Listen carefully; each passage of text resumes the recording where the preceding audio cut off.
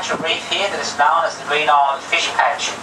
And what you're looking at here today is just a few hundred yards of only just one reef. There are at least 2,500 reefs in the sand cays that make up the largest reef structure in the world, which as of course we all know is the Great Barrier Reef. It is so large in fact it's the moon, apparently so. I've never been international, but they tell me it is. It is one of the 7 great natural wonders of the world, and is possibly Australia's greatest tourist attraction and Australia's single national asset. It has about 10 to 12% of the world's species of fish, roughly maybe about 1,400, maybe to 1,500 various other species. And according to the American edition of the Reader's Digest, it's estimated there's 500 to 600 species of fish on any one reef at any one given time. More species of fish on one reef than in the entire Caribbean. Quite a lot of species actually go to sleep in the night, other species go out to feed, and about 10% of all species on the fishes on the reef are not very edible. But within that 10% range, something can be extremely poisonous, so be pretty careful which ones you eat. Now, contrary to a lot of popular opinion, these big blackfish down here are not sharks, and they're not tuna. No. They are Turum or giant trevally, commonly known as GTs, and there's many species of them, silver ones and golden ones. There's quite a big school of yellow sweetlet down there. Yellow sweetlet are very good to eat. There's many species of sweetlet. These other high thin fish here with stripes down the side, they're known as either blackfish or butterfish. There's a lot of species of those. The sergeant major fish, this yellowtail fusiliers, you might see the odd red bass or two down there. And a little bit lower down there, there's a little purpley fish, it's got a bit of yellow on the back of his fins. He's known as a surgeon fish. A very sharp scalp. You have quite a few species of fish here due to the fact that Green Island is a complete national park. So look at it, I'll have your face, look at it. Do you want to see some raincoat? And then out to my right. I can see fins up. That's some of the reasons why I do have quite a few species. This is the only spot here on Green Island we are allowed to Oh my god! with an approved public fish on Reef. Seagull's trying to catch those fish. No fishing allowed here whatsoever. I want to get the fish. Those need to get away. Now this barrier reef structure starts in the Harvey Bay area of Queensland, just near Bundaberg, or just above the world's largest sand island. What is it? World's largest sand island near Bundaberg. Fraser. Anybody tell me how Fraser got its name? Eliza Fraser. Eliza Fraser. Yes. The wife of the captain of Stirling Castle, Eliza Ann Fraser.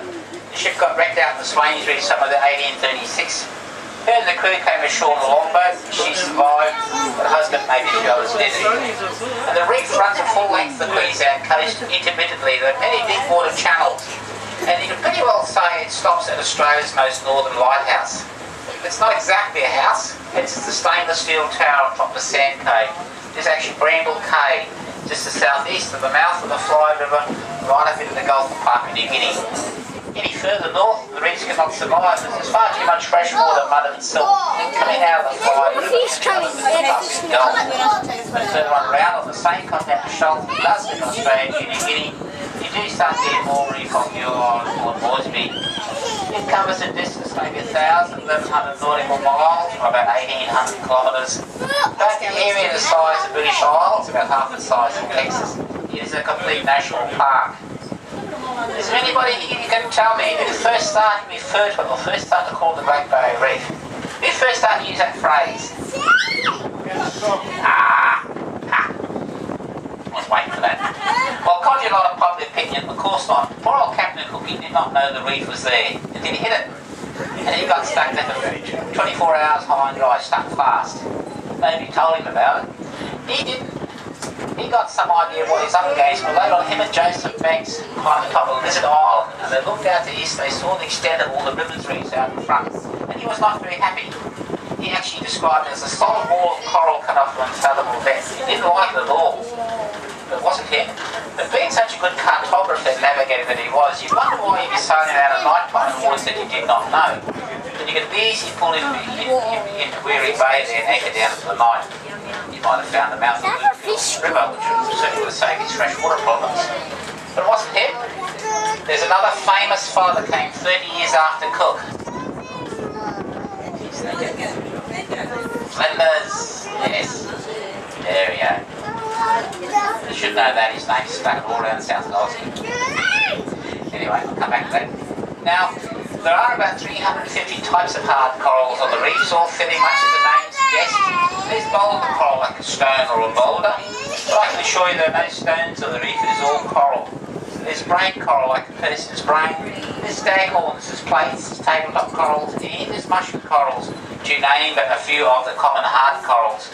Then there's at least 50 to 60 varieties of soft coral. You can easily pick out the soft coral because it moves with the sea swell and the motion of the ocean. Some of it looks a bit like spaghetti, broccoli, cauliflower, some a bit like a mat or a carpet going over the rest of the other corals. In all this great reef structure face, it must have plenty of clean salt water and good sunlight. Because the reefs only go up to low tide mark, as if you're not like being exposed to too long indirect sunlight without a salt water covering. And heavy rain at low tide can kill the reefs. That is why I continually find that some of your best corals are really around the outsides of the reef. There's a slightly better current, or maybe just in a bit from the outer edge, a little bit protected from the heavy ground swells. Because as you can see in the middle here, on the seabed, that white stuff down there is sand. And it's not quite the normal beach sand you'd be familiar with. A lot of that really is in fact crushed coral sand. There are a lot of fishes here, particularly the parrotfish and the triggerfish, to name but a few. They're not carnivorous. They're what we call herbivores or vegetarians. They actually scrape all the algae off the coral, and in a lot of cases they crush it and eat it for the food value of the coral pulp inside of it. And they pass their waste out through their back passage, you know. They're not the only ones, of course, there are many more. And lastly, but in no way leastly, in Northern Australia, Queensland, the Gulf of Carpentaria and Western Australia, from about December through to March, April, May. A bit late now. We do get cyclones. We're going to get that. And we certainly do get some pretty serious ones at times too. They're called cyclones in the southern hemisphere because they rotate clockwise. In the northern hemisphere they're called hurricanes or typhoons because they rotate the opposite direction. And the ones here on the east coast generally build up the Coral Sea or the Solomon Islands. In most cases they move down on the coast of Queensland and they have very destructive winds, high seas and swells.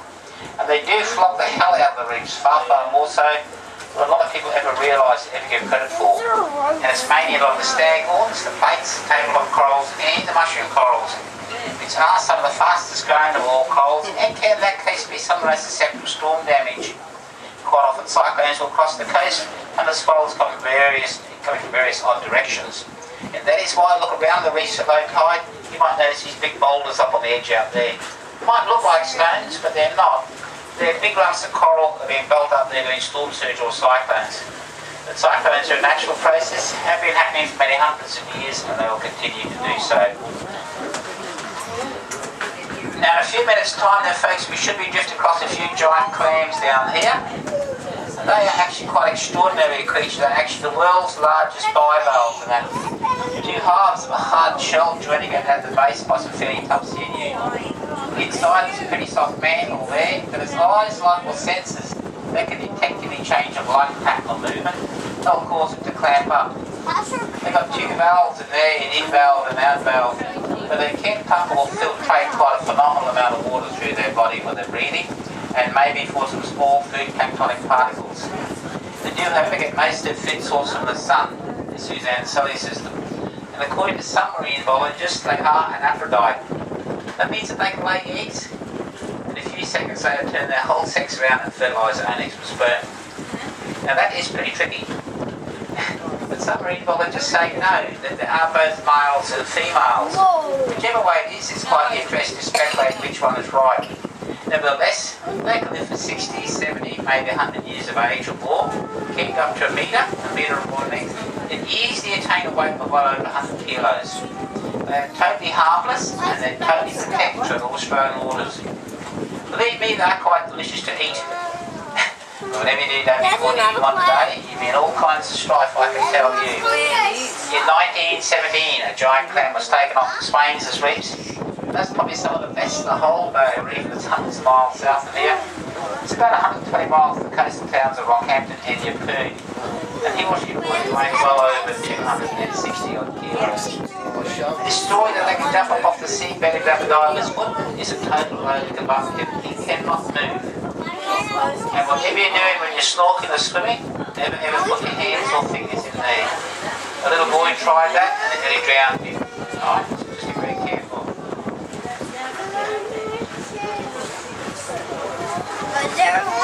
Now for many people coming out here looking down on that coral, a lot of people are quite disappointed with the colour. Not seen anywhere near the colour that you'd expect to see like you saw shops, books and photographs. Now there is a pretty good reason for that. Now when the diver takes those photos, he's got a very, very good camera right up close with a big bright light that brings out the colour. Now you can see as the glass you drifts over the coral, it does tend to block out the sunlight, which is very, very important. I mean, just at the moment we've got a little bit of a cloud there that's gone over the sun, and but underneath the glass you can't see much colour. But if you look out to the left and the right here, folks, just look over the side, there's a bit of wind refraction, but you can see there's quite a lot of patches of pink regrowth coral all around the side of the glass here. You can see it there, that's pink, and that's when you've got to get the sunlight on it. It's very important to get the sunlight on the coral. And that's why a lot of young people now consider snorkeling is perhaps the best way to see the corals. As you swim right down closer, see its natural form of light with any shadows. And unfortunately, folks, quite a fair bit of coral down there is actually dead. The reefs can die off from time to time, either due to heat stress, climatic changes, temperature controls, cyclones. You get some very hot weather in summer, northerly winds and cyclones. That coral is only a limestone base, it's not very strong, you should never stand on it. And sometimes a very unfortunate outbreak of the very powerful starfish. And there's a lot of that dead coral that does actually provide the basis for new coral pops to land and grow on. Because the reefs do respawn as we grow.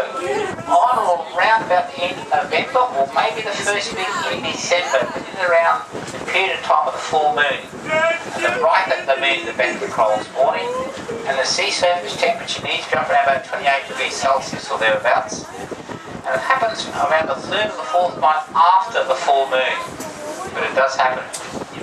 And if conditions are, some scientists think that it may even happen twice a year, I'm not sure of that, but it does happen definitely once. Little coral polyps actually come out through the tips of coral, like through the pores of your skin. They'll float to the surface, they'll intermix with each other, and then after a period of time of floating about on the surface, it's the fertile ones, and only the fertile ones that'll settle back down to a firm, strong structure, and they'll start to regrow. But if they're unfortunate enough to land on live coral, they're immediately killed by the other coral polyps inside of it, as the two don't get along. The coral polyp is an animal, it's an animal world down there. It's pretty much a dog-eat-dog environment, I can assure you. Although I should point out though, the reef's actually made up of animals and plants. But the coral polyp is an animal. If he lands on sand, in most cases he cannot hang on very well, and he probably will eventually die. If he does land on dead coral, then it's possible that he can hang on and he will regrow. Corals grow at about temperatures from 18 to 30 degrees Celsius or thereabouts. And we have had periods of time here in Green Island, Christmas, summer, quite a few years ago, where the sea surface temperature got up to 34 degrees Celsius at low tide. Quite a lot of soft coral shed signs of stress by being white. Don't ask me how I can withstand it, it certainly does not like it. But in many cases it does recover, it's not good for it.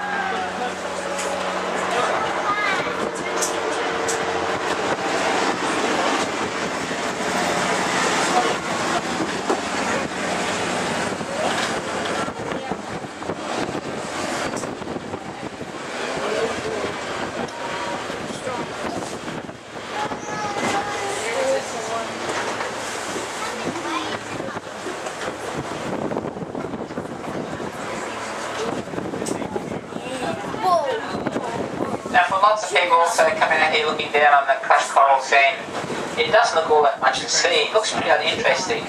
But you realise that it is quite a fair bit. There's quite a lot of seagrass down there, there's quite good food for the green turtles that eat seagrass and jellyfish. Incidentally, there's 7 species of turtles in the world and 6 live on the reefs here. A pattern on the sand relation the ocean scroll waves. Little holes in the sand due to these sandworms, and little tracks across the sand due to sand shells.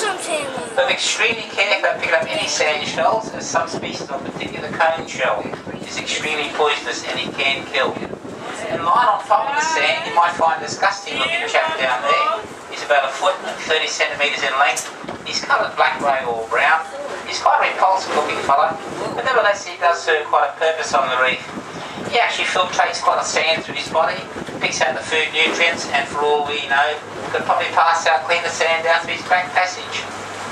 They are known as beche de mer, tree pang, sea slug or sea cucumber. And it certainly was the first known form of industries in Australia. But that poor young fellow commander, Matthew Phillips, who incidentally was the first person who started referred to as the Great Barrier Reef, and the name certainly stuck, so you can say he probably named it. He charted 2/3 of Australia's coastline, and he suggests the correct name for Australia. It is his job to fill in all the blank spaces of Point Cook. But unfortunately, his ship was extremely rough. Anyway, in the 1802-03 period, he's the Gulf of Carpentaria, they're doing quite extensive chart work. And he came across quite a lot of Southeast Asian fishermen. They used to come down to the islands just the north of Australia, the last part of the monsoon trades. They used to collect these disgusting looking things in the shallow waters of the north, boil them, dry them out and smoke them, and all sorts of funny weird things properly.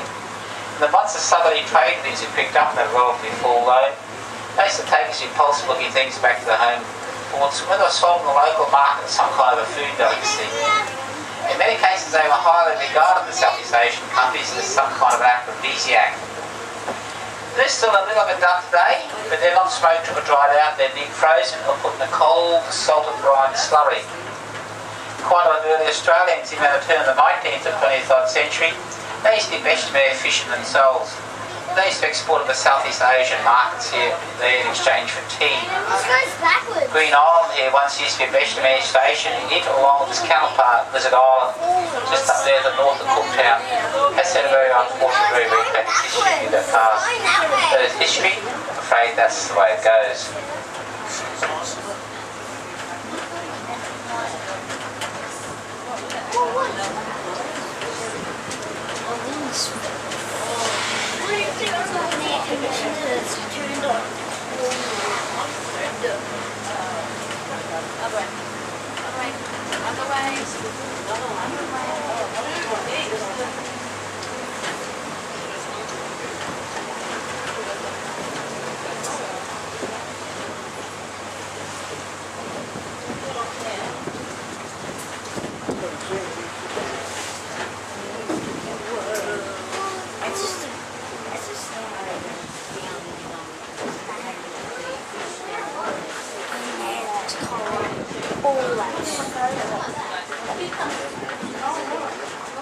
Also, a few minutes ago there, folks, I did mention too about that pretty blue-green parrotfish before. He's so named because his pretty colours and his erratic way of swimming. Very much how the North Queensland mountain parrot flies. He doesn't use his tail very much for propulsion, but it's mainly only for steerage. And he mainly swims with his side pectoral fins. He does not have teeth that you normally be associated with. He's got hard, solid crushing plates that fuse together and very good at crushing the corals. Some scientists think it's responsible for at least 50 to 60% of the sand on the reef that have it. That is quite a phenomenal prediction, but believe me, there are some phenomenal little characters down there. Some species of catch up to 40 or 50 pounds, become known as the double-headed parrotfish or the buffalo wrasse. These parrots are also Aphrodite, which should anything happen to their male within the group.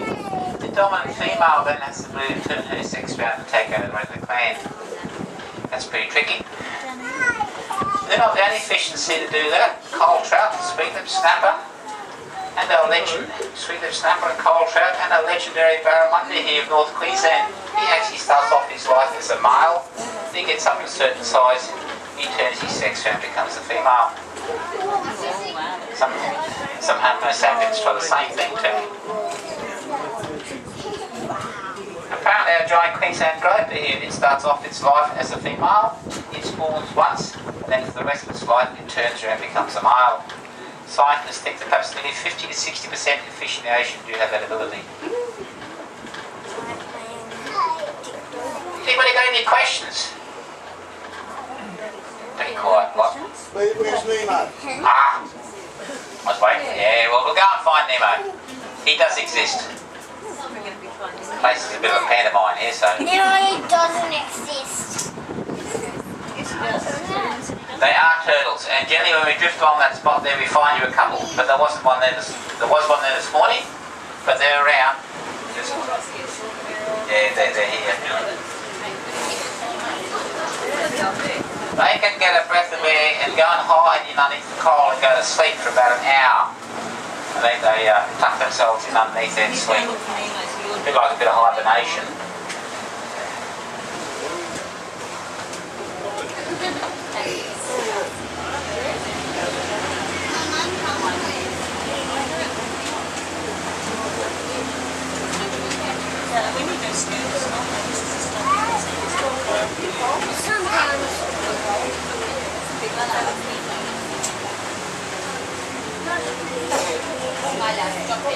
get some sharks in.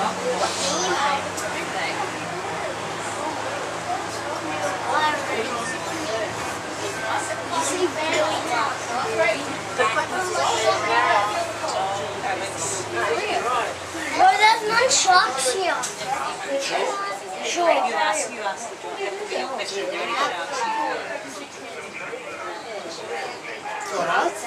I was going to say sharks. Are there any sharks here? I was trying to ask if there's any sharks here or not. Find it out if there is. What I found that are all up down the east coast, it's quite nice seeing enemies. Some are easier to find and better than others and that. Now see that purple sea enemy right underneath the sea, folks?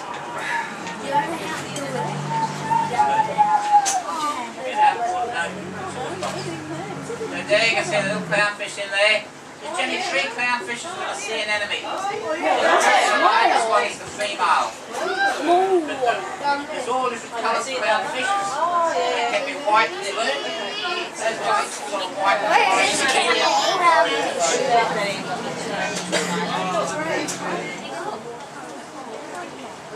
There we are. There's the most famous of fishes. Now when Cyclone Yasi was on the whole, that sea enemy moved down the side of the column.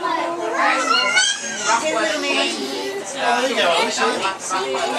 only small. Just there. Right underneath your leg. I know. There you go, right? Wow, he really takes it.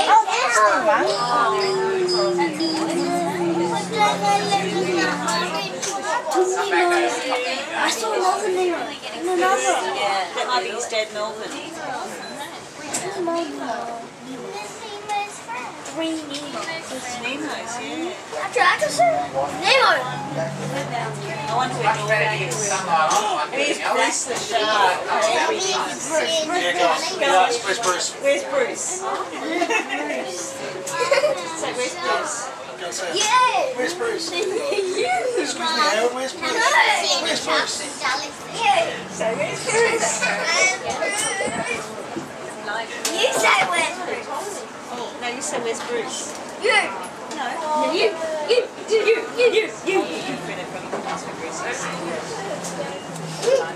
Okay, I'll do it. Really? Yeah, when we get back, say, put your hand up and say, hey. Where's Bruce?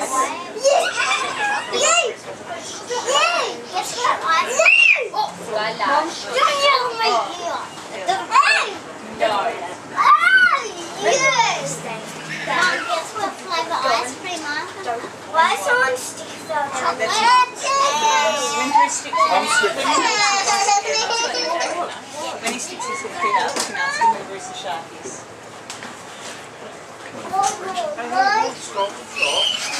Anybody else got any questions? Yes? Yes. Where's Bruce? What? Where's Bruce? Bruce, I have no idea. Bruce!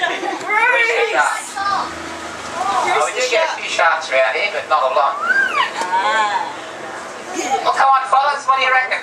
Think we should go for oil on the reef? What about some oil rigs? Oh, people get a bit excited about that. There's a turtle there. The turtle there? Alright. Yeah, there is too. But a lot of people don't realise that they're behind the back of the reef. It's a lot calmer, it's a lot shallower, and it's a damn sight a lot safer than the likes of Bass Strait, Northwest Shelf of Australia, North Sea, heading to the big Gulf of Mexico, you know? But, because there has been talk of moving foot, we did have a premier once in the late 70s and 80s that was to advocate for putting oil on the reef. And don't you worry about that. But, We just saw it. there was talk of it.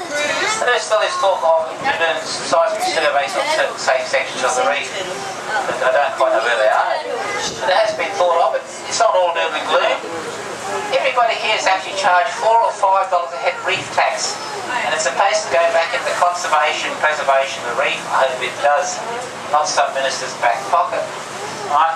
Scientists have got these big boulder corals, and they've actually drilled a core sample right down through the middle of them, and have been able to trace back Australia's weather patterns long before the times of Captain Cook. Quite a fair don't know about it. We've got to be careful we do with it, but it's not all doom and gloom. The boulder coral, incidentally, is the most slowest growing unit of all the corals, only about 5 or 6 millimetres every year. But it's, you get one that's 10 metres across, that could be hundreds of years old. But there's quite a fair bit we don't know about it. It's not all bad though. Doesn't matter. Probably, You don't get a lot of Americans around up there. That looks a bit like a battery box, doesn't it? There's a bit of rubbish, something to look at. There's a bit of rubbish down there. A few hats, bottles, cups.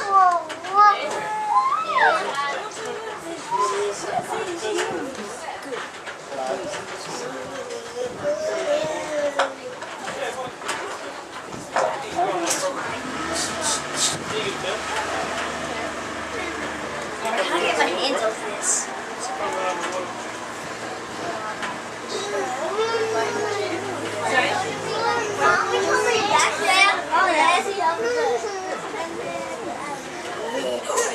Big stick. That's how stick. Big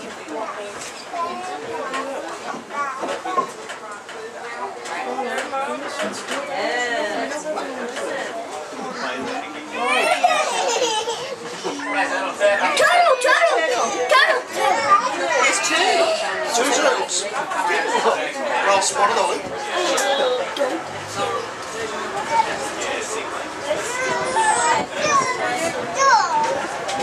They're big turtles. Yeah, there was a couple over there.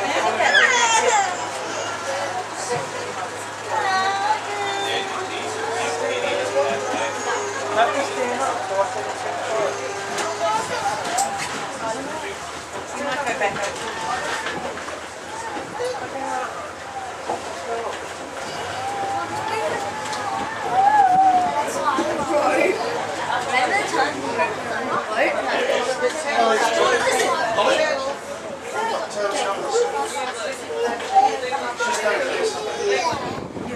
Hannah, turtle carrot stop.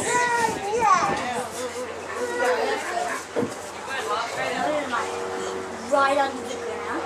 Right under the ground. Sea pine! Sea pine! Sea pine! Sort of sea pine. There's one. There's one. Turtle right there. That's it, that's it. How did we see a humpback whale? Humpback whale. There's Dory, Ollie. There's Dory. I saw Dory. There's Dory. There's Dory. Just in Nemo. Oh, Nemo.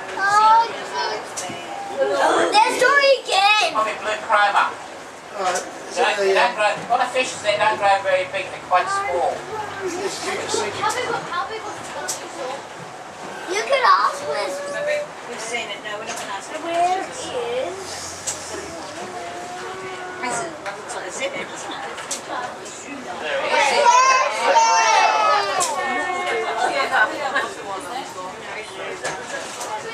Are we going back there? That's all right, I'll see what I've seen that one.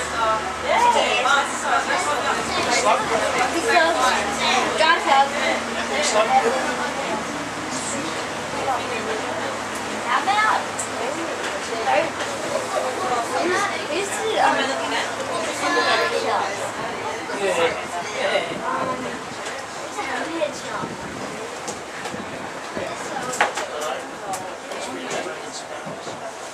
yeah, I think it's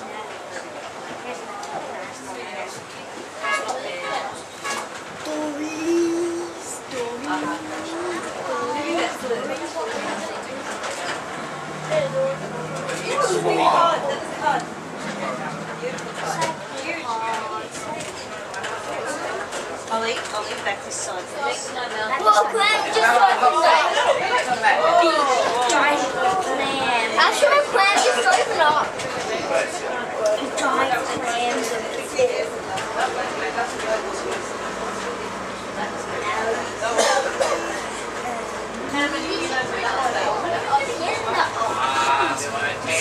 want to take it.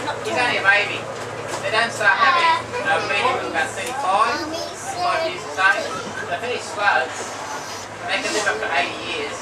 Big turtle. These are even smaller. That's a green turtle. Most common. We do get corkscrews here. Big little. That's just a more prettier shell. In fact, it looks exactly the same. With a very nice pretty pack on the shell. Everything they grow.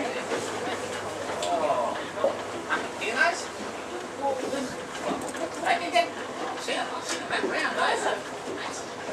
I used to live on an island when I was a kid, eh? You'd come up to the beach to play the legs. Big ones. They're not aggressive or really alive. No, they're not. They're nice and placid. And they're really quite well. The big loggerheads, they're big, they can be quite big as well. They can be quite very powerful and strong. There he is. What's the jellyfish? It's only Any jellyfish? They just can't see anything that just can't see below it.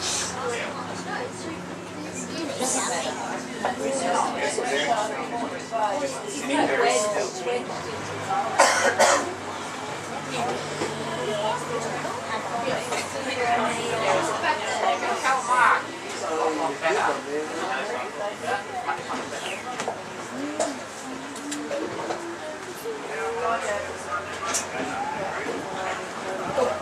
That is.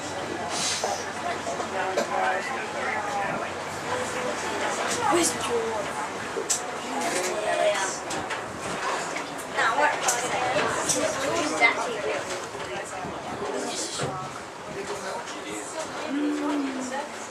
There he is. There's the turtle.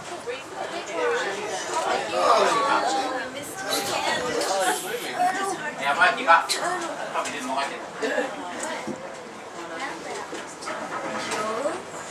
Alex.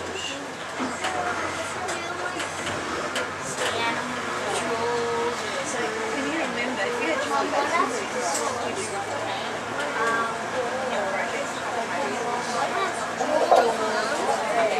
Okay, thanks for doing. Hope you've enjoyed your glass bottom boat ride and the rest of your day at Green Island.